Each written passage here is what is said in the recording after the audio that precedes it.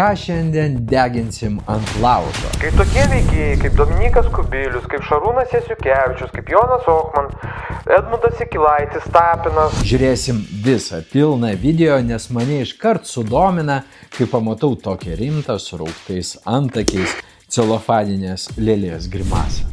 Gal kas jam nutiko, gal vėl recidivistą už aferas sodina? Kai jau yra sudarinėjami sąrašai, kai yra laukiama dienos X, kad būtų galima pradėti žudyti, o vakar jau paskutinės žinios pasirodė tokios, kad pasirodo jau yra ruošiamos duobės. Ta pati sugedusi melo plokštelė apie laukiamą karą ir vargšelius nelojėlius, o apie ruošiamas duobes jau kažkas naujo. Jaučiu dabar bus kur kas smagiau. Šaulių organizacija, nes iš tos organizacijos daugybė žmonių, jie tiesiog deklaruoja, kad atėjus dienai X, jie ne su priešais kovot, ne kaip jie teigia, ne su rusais kovot, bet jie užsiims kitų lietuvių žudimu. Tai yra ne kartą padeklaruota. Kur deklaruoja daugybė žmonių?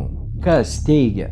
Turbūt vėl viskas apie tą pačią seną istoriją, kai Kasčiūnas su Svaru kalbėjo apie diversinės grupės karo metu.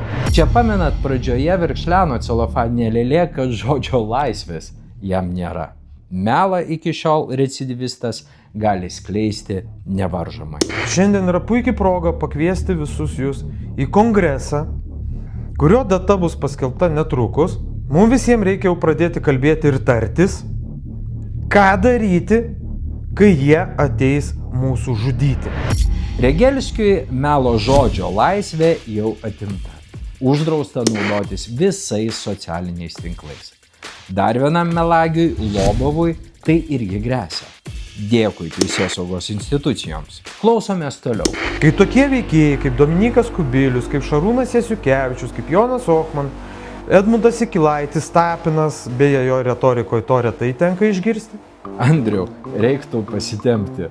O gal lėlė bijo to, ką jau teko padaryti jo kolegoms Orlauskui, Janutienei ir Gorieniai, nusiųsti į Ukrainą 10 000 už akivaizdų melą. Kai jie ateis mūsų žudyti, mes turime tam pasiruošti. Siūlau celofaniniai lėliai su surauktais antakiais ir vis dar pravira burna nebedaryti tokių ilgų įžangų. Ir jau dabar skubėti skambinti savo draugeliams žaliems žmogeliukams, kad padėtų, kad gelbėtų. Juk toks galutinis planas. Todėl į šitą kongresą aš kviečiu visus žmonės, ypatingai tuos, kurie turi leidimus ginklui. Kviečiu medžiotojus, jeigu ne kviečiu kariškius, mes turim ruoštis tam momentu, kad mus pradės žudyti.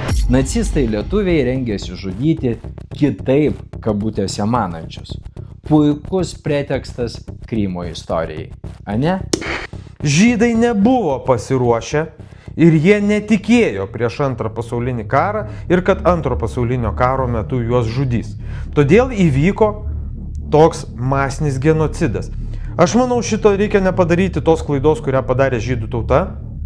Ir turime dabar jau reaguoti į šitą reikalą ir pasiruošti. Celofaninė lėlė lygina save su holokaustą patyrusia žydų tauta, o Šaulių sąjunga ir visuomenininkus sulygina su nacistais.